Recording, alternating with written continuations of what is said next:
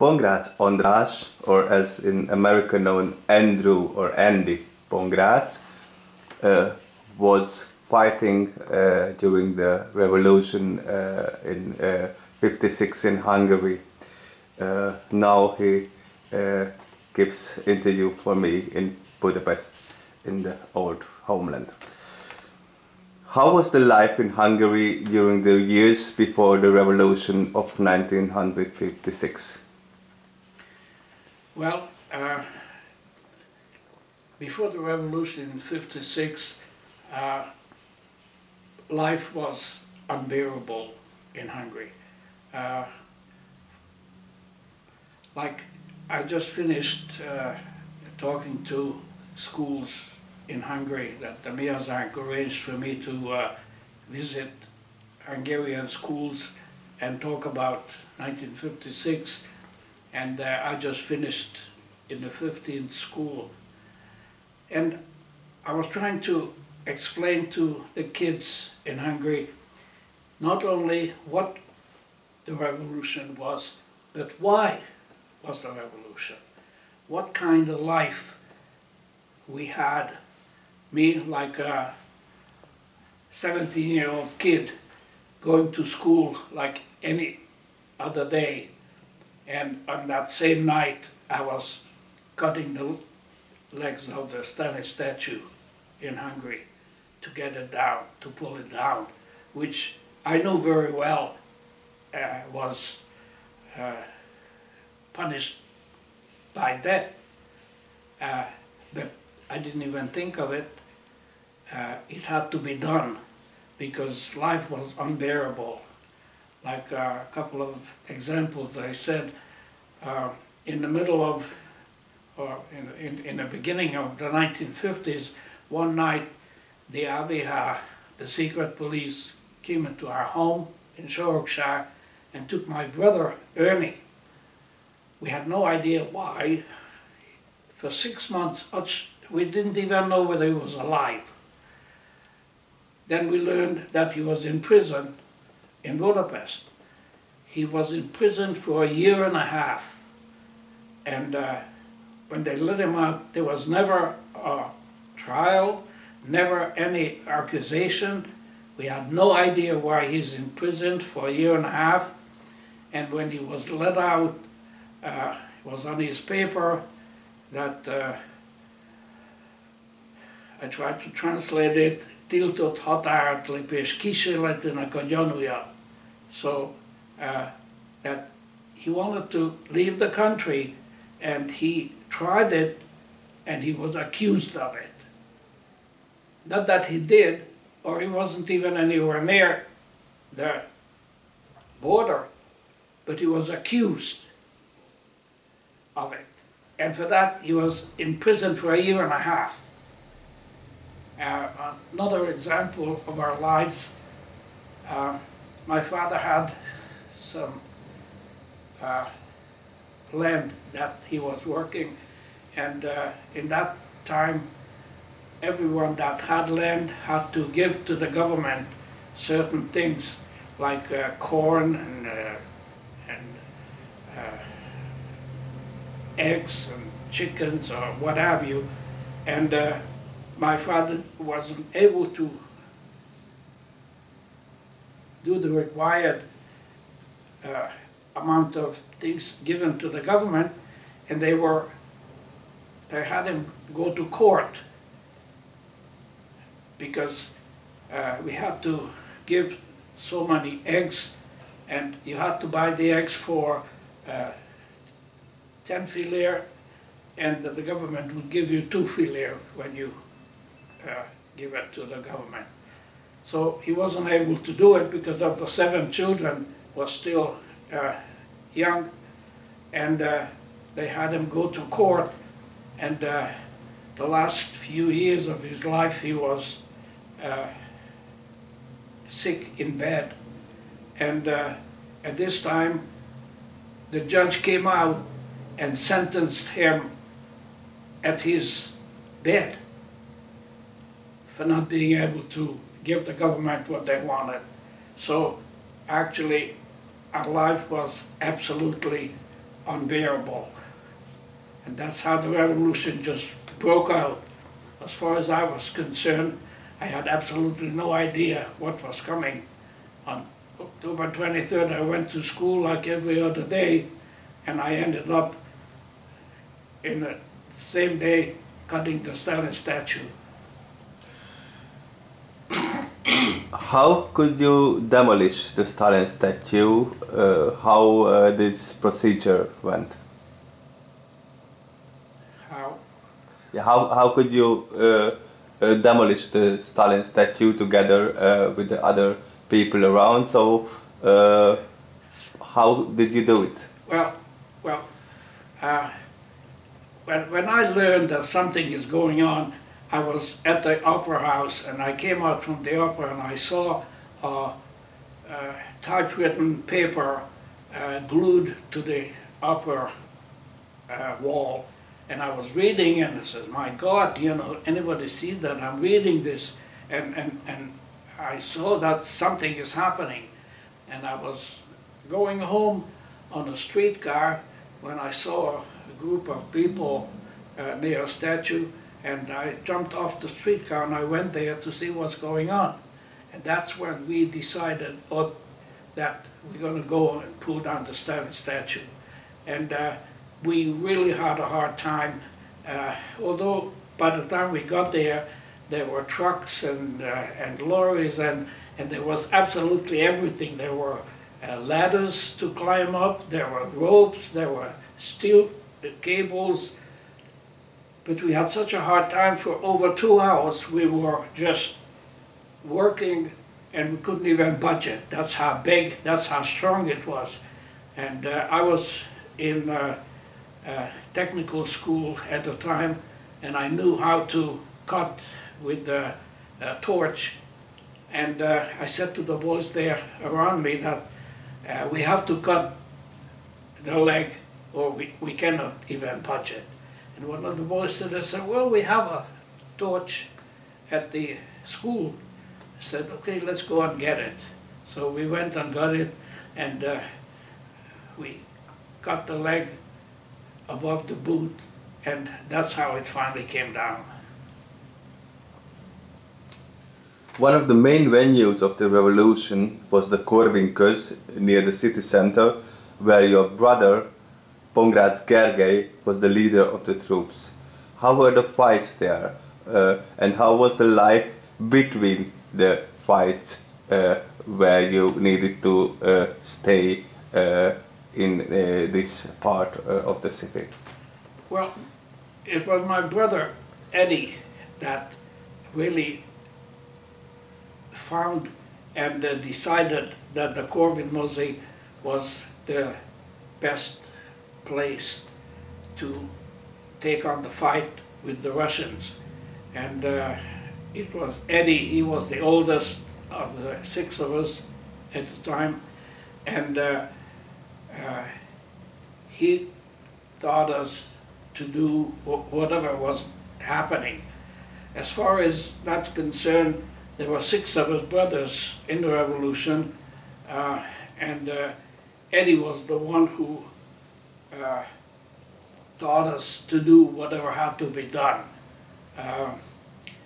My brother Bobby found this cannon that brought it into the Corvin, and Eddie was the one that set the cannon on the steps of the Corvin Theater, that it was looking out to the main drag, and he sent a boy to the 2nd floor across the street, and he would signal with a white handkerchief that when the Russian tank was going to be in a position that our cannon would hit it, he'd give the signal, and this way we destroyed probably 12 or 13 Russian tanks without damaging the building across the street.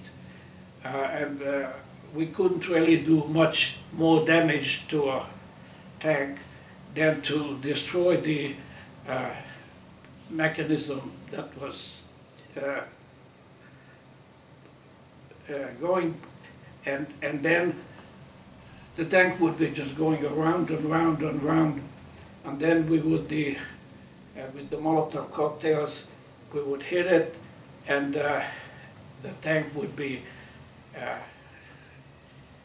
on fire, and poor little Russian soldiers, if they came out, we'd shoot them. If they didn't come out, then they would die inside the tank. As far as my personal activities in Corvin was concerned, being the youngest of the 6 brothers, they didn't really let me too close to the fire, to the real activities. But I was doing things like going up to the apartments and asking the mothers in the apartments to give us bottles for the Molotov cocktails. And they were very happy to empty out the tomato juice from their bottles, and I would bring it down to my brother Eddie, and he would make these Molotov cocktails, because behind the movie theater of the Corvin there was a gasoline station, and Eddie opened it up, and that's where we took all the gasoline that we used. Here I might mention that across from the Corvin was the Kilian barracks, and that's where Molitor was, where his tank got stuck in a gate going into the Kilian. And we didn't know at the time, but it turned out later on when we learned that the Kilian had 3 sections. One section was in the Kurut, in the main drag. The next section was between the middle section, and only the 3rd part where the tank was stuck, only that part was Molitor's. And the first 2 were residence for workers, and those were actually Corvin fighters. And it was believed by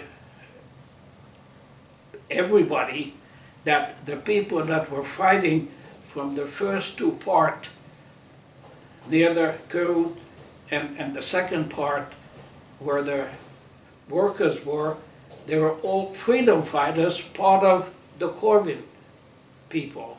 And everybody thought that those were Molitor's people. Molitor was that time a Minister of Defense at the revolutionary government. Yes, who became the Minister of Defense. And he did not fight. In fact, we have dead Corvin fighters from his people. And he admitted and said, and I was in the crowd when he said, no, I wasn't for them, I wasn't fighting the revolution. And the more he was saying that he wasn't, people thought that he was just being modest. And later on he admitted, when they asked him when he accepted the revolution, he said 10 minutes after Nagyimre announced that the revolution won. That's when he accepted it. Nagyimre was at that time the Prime Minister, and so the Prime Minister of Molitor, who was the Defense Minister in the government of Nagyimre. Yes, he finally accepted it, and then they asked him to go to talk to the Russians about leaving Hungary, and Greg told him that how you as a minister go to negotiate with the enemy? Why didn't you send somebody? Oh no, these guys are my friends. They are, you know, I can thank my career to them because I knew them all my life. Well, they hung him. how could you escape the country after the revolution? How were your first times in the UK, and how your whole family got to Boston, USA? Well, after they put down the revolution, and what happened around the middle of November, I couldn't even go home. My mother was saying that they were looking for me already, and I decided that I have to leave the country. At 17 years old, I'm not going to give them my life. And with my brother 2 years older than me, Balint, and two friends, the four of us, literally 3 days and 3 nights, we walked through the fields to escape. We finally got to Austria, very difficult time. Then they said, well, wants to go to England, stand in line. So we stood in line, and they took us to England, a whole train full of Hungarians. The train went on the boat to go to England, and they took us to England to be miners. In which city? To Alphadam in England, in Midlands in England. And it turned out that they all wanted us to be miners, and I didn't want to be a miner, and it just so happened that I got very good friends with Irish people in England that were very, very sympathetic to the revolution, to the Hungarians, and they were wonderful people, wonderful friends. And they helped me stay there, and of course they took me to the employment agency, and I couldn't speak English, so what could I do? I said, I can operate a lathe machine, because in a technical school I learned that, and just like cutting with the torch, I could operate a lathe machine. And oh, there was plenty of job for that, so I started with that, was making very good money, and I had too good of a time. I bought myself a motorcycle, and then I bought another motorcycle, and I had a very bad accident. I had 3 bones broken on my right hand, another on my left, and on my leg. So with 5 bones broken, I almost died. In the meantime, the rest of the family went to America. So finally, it took almost a year for me to join the rest of the family in America. And thank God, all other members of the family made it. We had a relative, my sister-in-law's brother, was a Mekhitarist Armenian priest in Vienna, and the whole family went to Vienna, and they helped the family go to Cambridge, Mass, and was sponsored by the Armenian Catholic Church in Boston suburb in Cambridge, and even today we go and we have been very close to the Armenian Catholic Church and the Mekhitarists in the Boston area. And I went to school in Boston, to Boston University. That's where I met my wife, and we just celebrated our 57th wedding anniversary. And we have 5 children. I have 20 grandchildren, and we have a wonderful life. We're very comfortable. All my children finished college, and they have very, very good positions. Financially, we are in a very, very good position in America, and I live with my wife very comfortably in Phoenix, Arizona. I have 3 of my boys within 5 minutes away. 10 of my grandchildren are also. So every day somebody comes by, and we are very comfortable and very happy in America.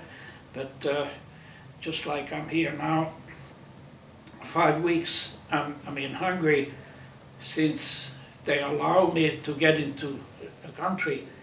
Because in '89 I wasn't able to come into the country, but in '90 I was finally able to come. Since then I've been here every single year. Matter of fact, there was a year that I was here 4 times. And we are very happy. I cannot move back to Hungary because of my huge family, but I come and I'm very happy to be here. Why you moved from Boston to Arizona and when? I moved in '78. There was a huge blizzard in Boston, and it just so happened that for 4 days I wasn't able to go home, and my wife was stuck in the snow in outskirts of Boston. For 4 days I couldn't go home, and I had enough of the winters, and I had enough of the bustle of Boston. So in '79 we decided to move to Arizona, and that's where I brought up my children, and that's where we are now. I'm still in Phoenix, Arizona. And why you chose Arizona? What motivated you to move exactly there? I had a motorhome and traveled around America many times, and in '78 we were in Tucson, Arizona, and a friend of my brother, a lawyer who visited, who also had 3 children, and my children got very friendly with them, and this lawyer friend was taking me around in Tucson, showing me all the growth, and it was a completely different way of life than what we had in Boston. And I decided that that would be a good place for us to go, and it turned out to be a wonderful choice, and we're still there. And how is your current life in the USA and compared to Hungary, when you are in Hungary quite regularly? How is your life here? We have a wonderful life in Phoenix. As I said, my children are around me, my grandchildren are around me. Financially, we're in a very good position. All my children are doing very well in their life. I have a daughter that's a lawyer. I have a son that's a building engineer. I have another son that has 8 orthopedic offices in Phoenix, works with 60 people. So we have a very, very good life. We are living very comfortably. And when you are here in Hungary, then how you spend your time here? Oh, I have many, many friends. Just like now, a friend offered me this apartment to use while I'm here, and I have 2 nephews. One of my nephews, who my sister's son, who never came to Hungary, never came to America. He's living here in Hungary, and he has children and family, and another nephew has an apartment here, so I have very close family members, as well as many, many very, very good friends that I'm very comfortable, and here it is, I'm here for 5 weeks, and I can't even do half of the people to see that I really would like to. And 5 weeks went by. As I said, I was doing this visiting of schools, talking about the revolution to children in schools, and yesterday was the 15th school in the country where I was. Well, I was so happy to see what bright, what wonderful future there is for this country with the young people. I was very, very impressed. How was your experiences in the schools? How were the children? Did they have interest in what happened 56 and how they reacted on your stories? Oh, they were very, very interested. Anywhere from 10 to 18 were the age of the children in different places that I've seen. Some place there was a place that was close to 1,000 kids listening to me, and most of the places they were just in awe listening to me of what was happening. And usually what I did, I would speak for a while and then I let them ask questions, and it was just wonderful, the questions were asking that showed how well they understood what I was talking about. And really what I wanted to convey to them and let them think about, not just what was 1956, not just what was the revolution, but why. Why we lived the way we did, that we could not continue like that. How it was possible for a kid like me to go to school in the morning and cut the Stalin statue at night, which I know it would be very much against the government's will. That we could not live like that any longer. That's how the revolution just broke out, and everybody felt the same way. The 3 days that we went from Budapest to the Austrian border, we kids, we had no money, we had no map, we were at the mercy of the people around us, and they were helping, and they knew exactly what we were doing and helping us. The whole country was like that. I'm going to get involved now and ask a few questions as well. So I wanted to ask you, have you been to see the statue? Have you been to the statue park in Újbuda to see what remains of the Stalin statue? There's a park there with all these old communist statues, and the boots are there. What remained of the Stalin statue? Have you seen? I wasn't there. No. You haven't been there yet. I think that might be interesting for you the next time you come. Yeah. How you would react to that? Not very interested. No. Yeah, so you said that most people felt the same way during this revolution. So would you say that you agree with the 16 demands that the revolutionaries put forward, right? They had that list. Absolutely, yes. Okay. Yes. So I mean, one of those demands was to reinstate Imre Nagy as the leader of the country, right? Yes. And so, I mean, at that time, I guess you didn't know much about the background of what was happening in the Soviet Union, and you didn't know much about the history of the people involved. Have you read up much about it in the time that has passed, on what Khrushchev was doing and what he thought about these things? So, for instance, at that time, you couldn't have known that Khrushchev hated Stalin, and that Khrushchev was very much in favor of Imre Nagy.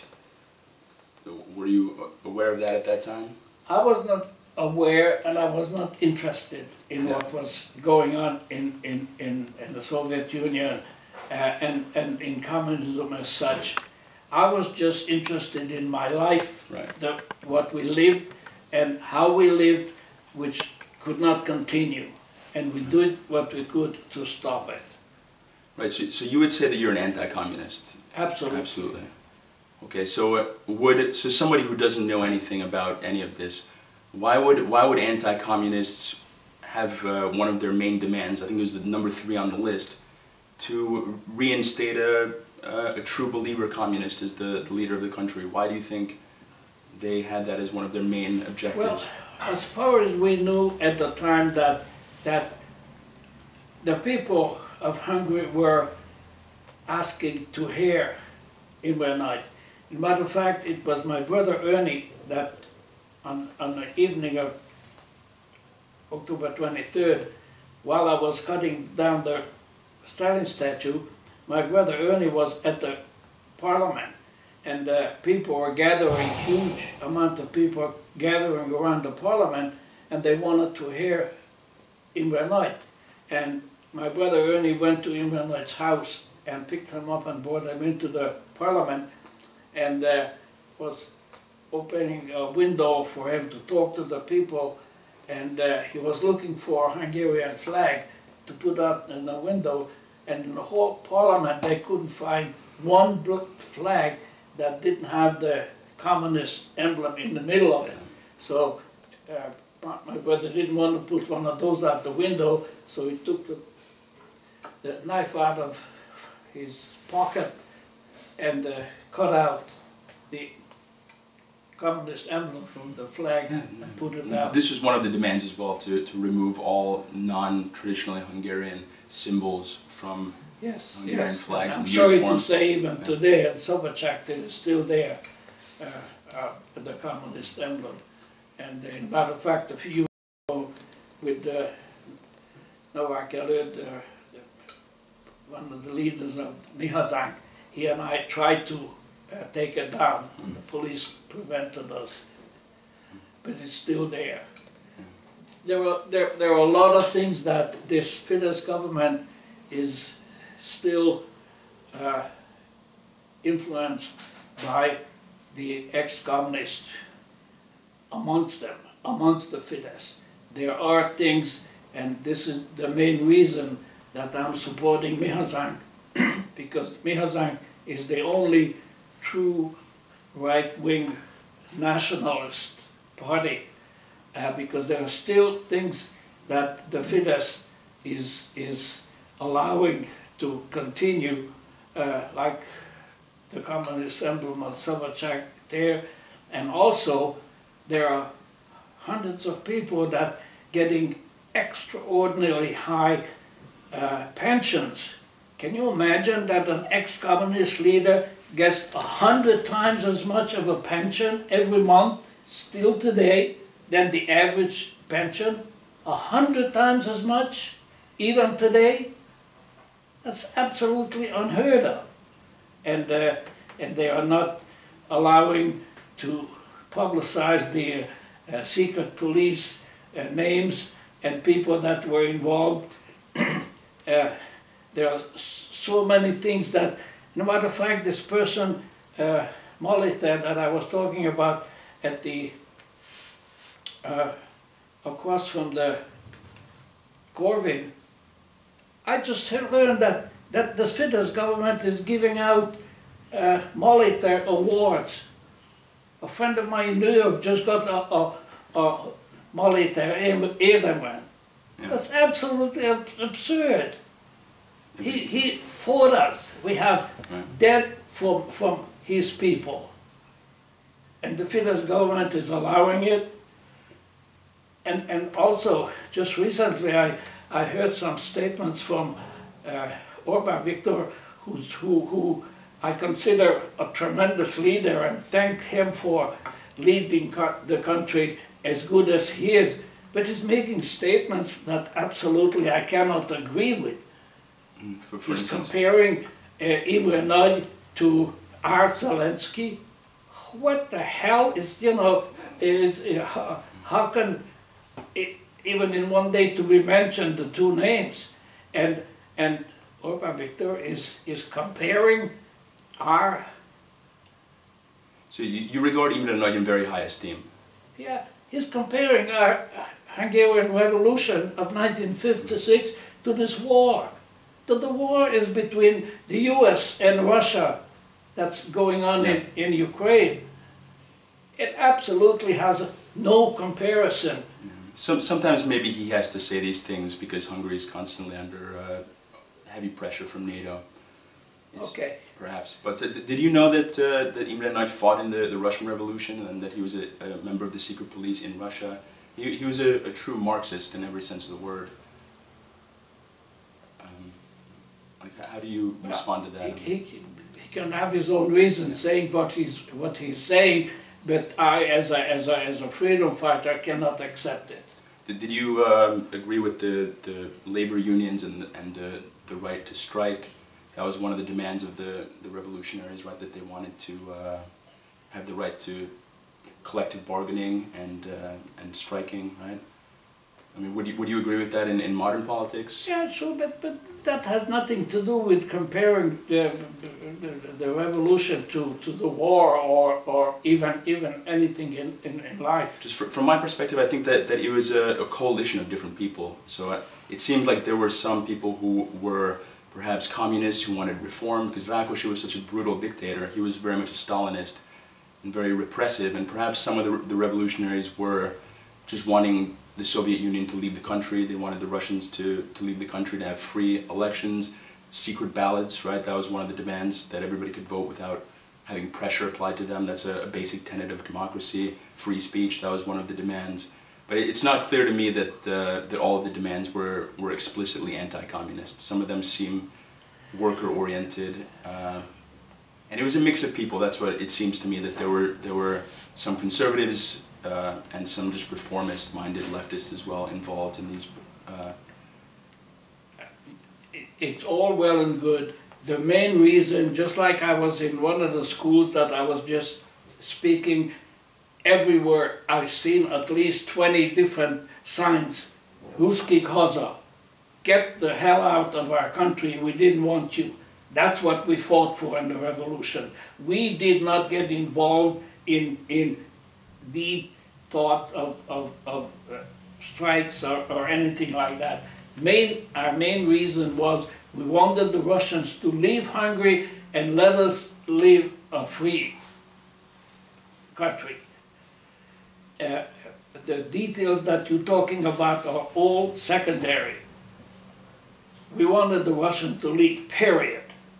And this is what I tried to explain to Roman Victor also, that we didn't want peace talks. Hell, why not the peace talks? You